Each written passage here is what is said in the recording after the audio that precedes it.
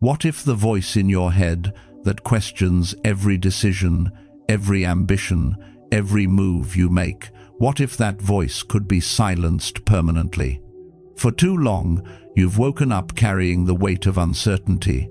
Self-doubt has stolen your mornings, poisoned your potential, and kept you playing small. Today, you'll discover 7 hard truths rooted in ancient Stoic wisdom that'll rewire how you see yourself and destroy the mental weakness holding you back. These aren't gentle affirmations.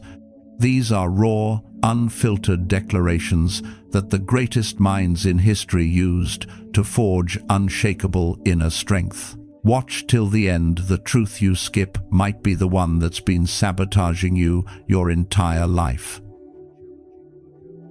Marcus Aurelius, the most powerful man in the ancient world, woke every morning as Emperor of Rome with the weight of an empire on his shoulders. Yet his private journals, the Meditations, reveal a man who battled the same demons you face: self-doubt, uncertainty, the fear of not being enough. In Book 5 of Meditations, he wrote, "At dawn, when you have trouble getting out of bed, tell yourself, I have to go to work as a human being. What do I have to complain of if I'm going to do what I was born for?" This wasn't motivational rhetoric, this was survival strategy. Aurelius understood that morning is the battlefield where your entire day is won or lost. The thoughts you allow in those first waking moments become the foundation of everything that follows. The Stoics discovered something neuroscience confirms today. Your brain is most malleable in the first hour after waking. The stories you tell yourself at dawn become the operating system for your consciousness. Self-doubt isn't just an emotion, it's a habit. A pattern of thought you've reinforced every single morning until it became your default state. But here's what most people never realize. Self-doubt isn't removed, it's replaced. You don't defeat the negative voice by fighting it, you overwrite it with harder truths. Truths so undeniable, so grounded in reality, that the old stories simply have no space to exist. In this video, we'll explore 7 hard truths that Stoic philosophers told themselves each morning. These declarations will dismantle self-doubt at its root, rebuild your mental foundation, and turn your mornings into a daily ritual of psychological fortification. This isn't theory. This is ancient warfare adapted for the modern mind. Let's begin. Truth 1. I am responsible for my thoughts and nothing else. Marcus Aurelius wrote in Meditations, Book 6, "You have power over your mind, not outside events. Realize this, and you will find strength." This single principle has carried warriors through battles, leaders through crises, and ordinary people through extraordinary suffering. Here's what this truth truly means. You are not responsible for what happens to you, but you are absolutely, completely, undeniably responsible for what you think about what happens to you. Self-doubt enters your mind because you've accepted responsibility for things outside your control, other people's opinions, outcomes beyond your influence, circumstances you didn't choose. The Stoics called this the dichotomy of control, and it's the most liberating concept in human psychology. When you wake up and declare, "I am responsible for my thoughts and nothing else," you're drawing a clear boundary. Your job isn't to control the world. Your job is to govern the 6 inches between your ears. Most people carry self-doubt because they're trying to control things they have no business controlling. They doubt themselves because a project failed, not recognizing that effort is theirs to control, but outcomes belong to the universe. They doubt their worth because someone rejected them, forgetting that another person's perception is their internal experience, not objective reality. When you internalize this truth, self-doubt loses its power. You stop questioning your value based on external validation. You stop second-guessing your decisions because the stock market crashed or the weather changed. You become unmovable because you've anchored yourself to the only thing you can truly command, your internal world. Tomorrow morning, before you check your phone, before you scroll through other people's highlight reels, say this out loud: I am responsible for my thoughts and nothing else. Feel the weight lift. Feel the clarity arrive. This is what the Stoics meant by freedom. But this is just the foundation. The next truth builds on this and reveals something even more powerful about the nature of your potential. Seneca wrote in his letters to Lucilius, "We suffer more in imagination than in reality." This wasn't philosophical musing. This was hard-won wisdom from a man who was exiled, who lost everything, who faced death multiple times and survived by mastering his internal response to external chaos. Self-doubt thrives on discomfort, that knot in your stomach before a difficult conversation, the anxiety before starting something new, the fear of judgment, failure, or embarrassment. Your brain interprets these sensations as danger signals, and self-doubt whispers, "See? This means you're not ready. This means you shouldn't try." But here's the hard truth. Discomfort is not danger. Your nervous system can't distinguish between real threat and psychological stress. The racing heart you feel before public speaking is the same physiological response your ancestors felt when facing predators. But you're not being hunted. You're just uncomfortable. The problem isn't the discomfort itself, it's your interpretation of it. Most people believe that confidence means feeling comfortable, that certainty means no anxiety, that being ready means no fear. This is why they never act. They're waiting for a feeling that doesn't exist. The Stoics knew better. They understood that courage isn't the absence of fear, it's action despite fear. Confidence isn't feeling sure, it's trusting yourself to handle uncertainty. When you tell yourself, "My discomfort is not an emergency," you're recalibrating your nervous system. Here's how you apply this immediately. Tomorrow morning, identify one thing you've been avoiding because it makes you uncomfortable. Not dangerous uncomfortable. Maybe it's sending that message, starting that project, having that conversation. Then do it while feeling the discomfort fully. Don't wait for it to disappear.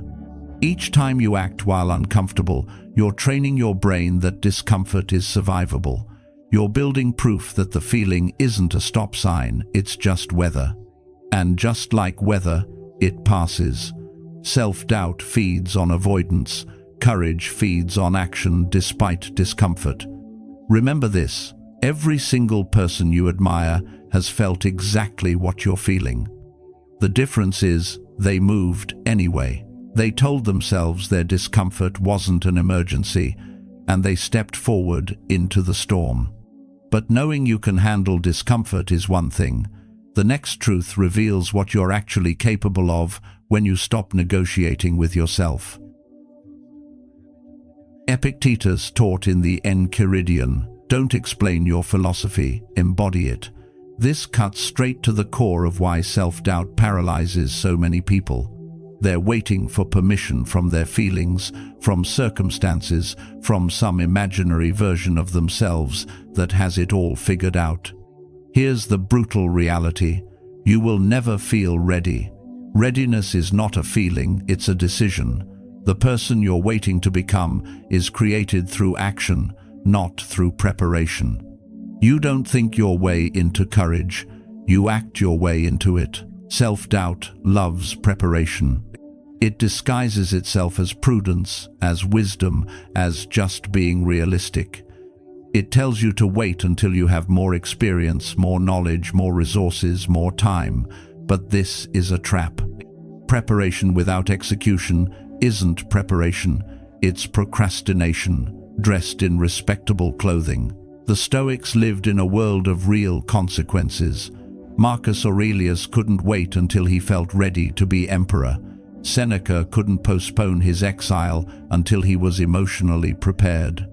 Epictetus couldn't delay his teachings until he had perfect credentials. He was a former slave with a crippled leg. They all began before they were ready, because they understood something crucial. Beginning is what makes you ready. Modern neuroscience confirms this. Your brain learns through experience, not through simulation. You can visualize success 1,000 times, but nothing rewires your neural pathways like actual execution. Every time you begin before you feel ready, you're literally restructuring your brain to tolerate uncertainty. Here's your morning practice. Identify the project, conversation, or ambition you've been postponing until you feel ready. Then take the smallest possible action toward it today, not tomorrow. Not next week, today. Send one email, write one paragraph, make one phone call. The size of the action doesn't matter. What matters is that you move, while the self-doubt is still screaming at you to wait. This is how you kill self-doubt, not by silencing it, but by proving it wrong through action. Each time you begin before you're ready and survive, you're collecting evidence against the voice that says you can't. You're building a counter-narrative written in real experience, not imagination. Most people die with their potential locked inside them because they spent their entire lives getting ready. Don't let that be your story. Tell yourself at dawn, I don't need to feel ready to begin. Then prove it before lunch. But beginning is only part of the equation. The next truth addresses what happens when you inevitably stumble along the way. Truth 4. My failures are data, not identity. Marcus Aurelius wrote, "The impediment to action advances action. What stands in the way becomes the way." This is perhaps the most misunderstood concept in Stoicism, and it's the key to permanently destroying one of self-doubt's most powerful weapons: the fear of failure. Here's what most people do. They attempt something, it doesn't work out, and they make it mean something about who they are.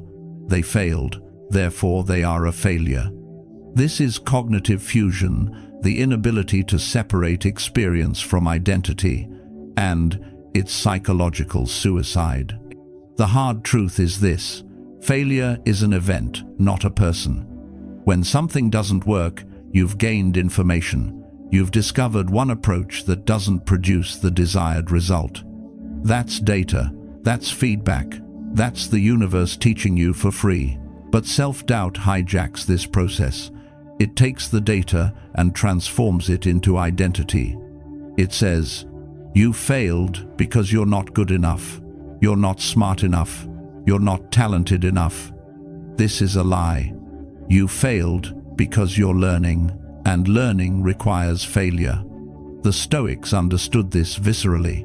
They didn't live in a world of participation trophies and gentle encouragement. They lived in a world where failure often meant exile, poverty, or death. Yet, they didn't interpret setbacks as evidence of unworthiness. They saw them as the necessary friction that sharpens excellence. Think about this. Every skill you have was built on a foundation of failure. You failed at walking thousands of times before you succeeded. You failed at speaking, at reading, at every single competency you now take for granted. But you didn't make those failures mean you were broken. You just tried again. Then, somewhere along the way, you started interpreting failure differently. You started making it mean something about your value. Here's how you reclaim this truth. Tomorrow morning, review your recent failures. Not to beat yourself up, but to extract the data. What did you learn? What would you adjust? What assumptions were proven wrong? Write this down. You're training your brain to see failure as a teacher, not a judge. When you tell yourself, my failures are data, not identity, you're severing the connection between performance and worth. You're becoming anti-fragile, someone who doesn't just survive failure but uses it as fuel. This is how you build real confidence, not the fragile kind that shatters at the first setback. Self-doubt wants you to believe that failure proves you shouldn't have tried. The truth is, failure proves you're in the arena, and everyone in the arena fails. The only people who don't fail are those who never attempt anything worth doing. But here's where it gets even more powerful. The next truth reveals why other people's opinions have been controlling you and how to break that prison forever. Truth 5. Other people's opinions are their projections, not my reality. Epictetus said, "If someone speaks badly of you, consider whether they are right. If they are, correct yourself. If not, laugh it off." Their words reveal more about them than about you. This is perhaps the hardest truth to internalize because we're social creatures. We evolved in tribes where social approval literally meant survival. Rejection could mean death.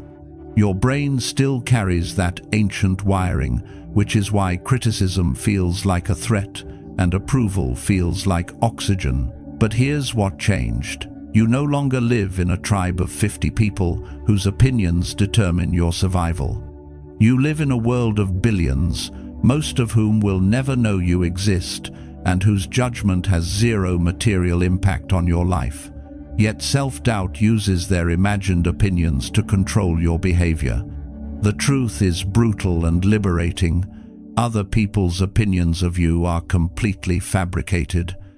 They're not seeing you, they're seeing their projection of you, filtered through their experiences, insecurities, beliefs, and mental models.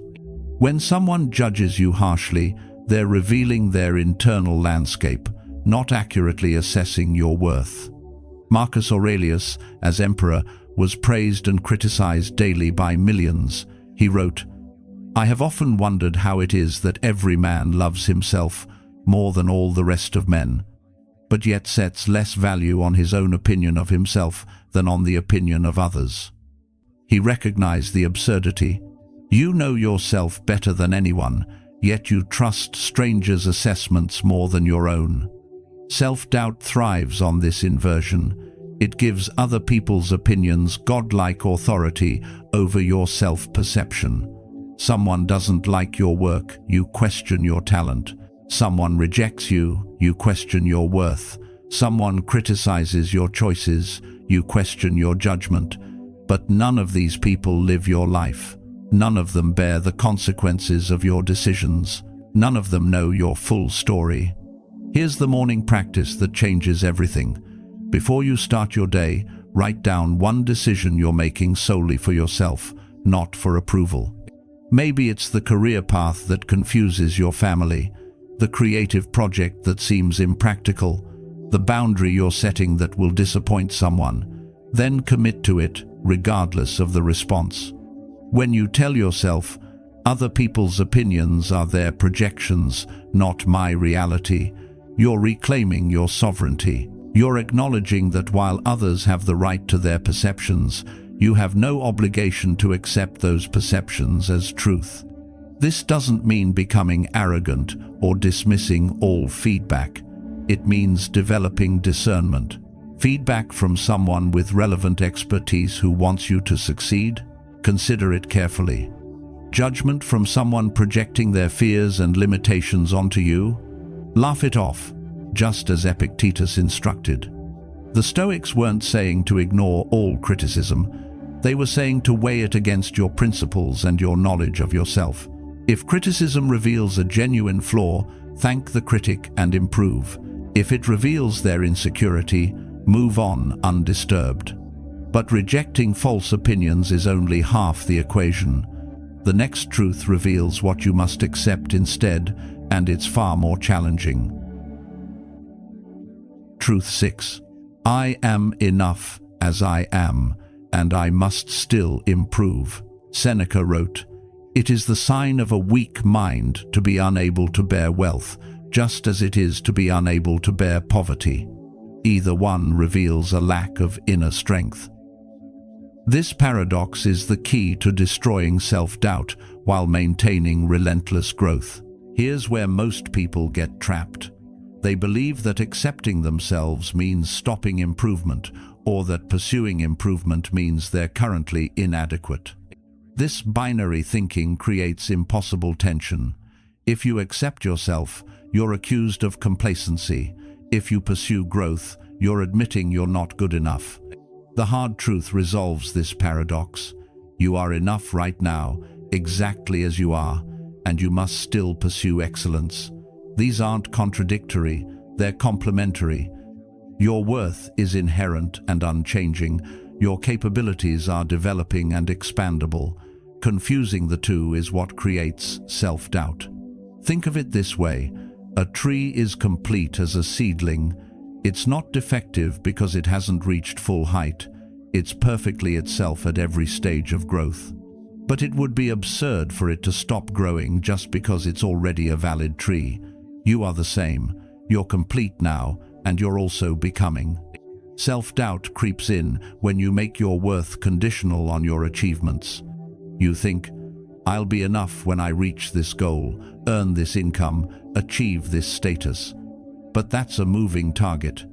No accomplishment will ever make you feel enough if your sense of adequacy is external. The goalposts will keep shifting because the real problem isn't your circumstances, it's your relationship with yourself. The Stoics understood this deeply.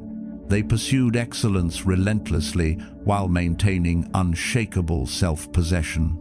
Marcus Aurelius worked tirelessly to be a better emperor, but he didn't need to be emperor to have worth. Epictetus taught philosophy brilliantly, but he didn't need recognition to validate his existence. They separated being from becoming. Here's your morning declaration: I am enough as I am, and I must still improve. Say it until you feel the tension dissolve. You're not improving because you're broken. You're improving because you're alive, and growth is what living things do. This means you can pursue your goals without making them referendums on your worth. You can fail without it, meaning you're a failure. You can succeed without it, meaning you're now more valuable than before. Your value is constant. Your capabilities are variable. Know the difference. When you tell yourself this truth at dawn, you're creating a foundation that can't be shaken. You're not depending on outcomes to feel worthy. You're already worthy, and now you're just seeing what you can build on that foundation. This is how you kill self-doubt, by removing its fundamental premise that your worth is up for debate. But there's one final truth that ties all of this together.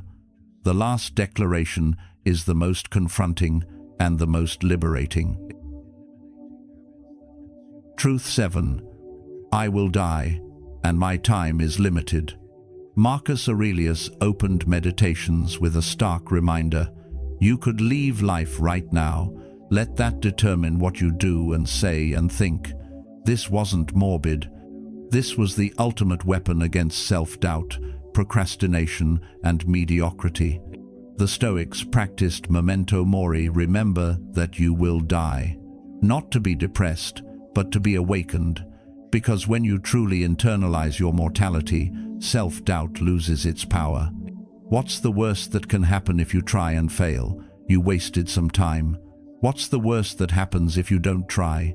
You waste your entire life. Here's the brutal mathematics. You have approximately 4,000 weeks on this planet if you live to 80. How many have you already spent? How many do you have left? And how many of those remaining weeks are you going to sacrifice to self-doubt, to the voice that says, wait, prepare, reconsider, play it safe? Self-doubt wants you to believe you have unlimited time, that you can always start tomorrow, that next year would be better, that you should wait until conditions are perfect. But conditions will never be perfect, and tomorrow isn't guaranteed. Every morning you wake up is borrowed time, a gift you didn't earn and can't keep forever. The Stoics weren't being pessimistic, they were being realistic. Death is the most certain thing in your future. Everything else is probability. And when you frame your decisions against mortality, suddenly the stakes become clear.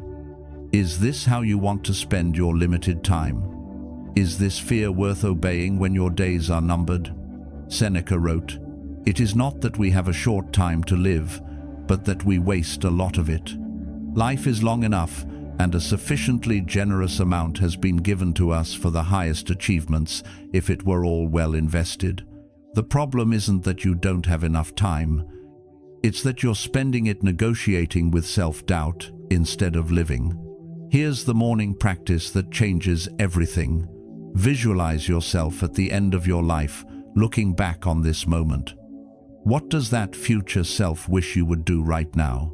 What risks does that person wish you had taken? What voices does that person wish you had ignored? You already know the answer. Self-doubt has never been vindicated by a life well lived. No one on their deathbed says, "I'm so glad I let fear stop me."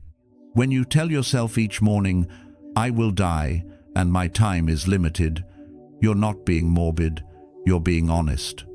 And that honesty destroys the petty fears that have been controlling you. Suddenly, the criticism doesn't matter, the failure doesn't matter, the discomfort doesn't matter.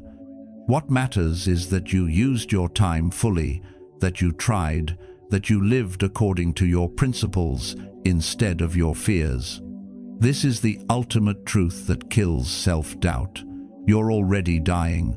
Every day is a subtraction. The clock is running whether you act or not. Self-doubt is just another way to waste the precious, irreplaceable moments you have left. And when you see it that way, the choice becomes obvious. These 7 hard truths aren't gentle. They're not supposed to be. Self-doubt isn't defeated with positive affirmations and gentle encouragement. It's destroyed with reality, with truths so undeniable that the lies have nowhere to hide. Let's review what you're telling yourself starting tomorrow at dawn. 1. I am responsible for my thoughts and nothing else. 2. My discomfort is not an emergency. 3.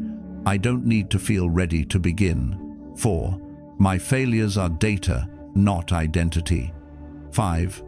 Other people's opinions are their projections, not my reality. 6. I am enough as I am, and I must still improve. 7. I will die, and my time is limited. These aren't just ideas. They're tools to rewire your mind, to rebuild your mornings, to reclaim your life from the voice that's been holding you hostage. The Stoics used these truths to endure exile, loss, war, and death with unshakable peace. You can use them to handle whatever challenges you're facing. Tomorrow morning, before you reach for your phone, before you let the world's noise invade your consciousness, speak these truths out loud, not once, not half-heartedly, but with conviction, with the authority of someone who's decided that self-doubt no longer gets a vote in their life. If this video gave you clarity, tap like so others can find it. Drop in the comments which of these 7 truths hit you hardest, which one are you declaring tomorrow at dawn. And subscribe for unapologetic Stoic truth delivered every single week. No filler, no fluff, just the raw wisdom that transforms lives. Remember this. Self-doubt is a habit, and habits can be broken, but they're only broken through consistent replacement. These 7 truths are your replacement strategy. Use them daily. Use them relentlessly. Use them until they become your new default, until the old voice of doubt sounds foreign and weak. You already have everything you need. The question is whether you'll use it. The Stoics proved that inner strength isn't about your circumstances, it's about your daily practice, your morning ritual, the truths you tell yourself when the world is still quiet and your mind is still yours. Become the master of your mind. Rebuild, refocus, rise.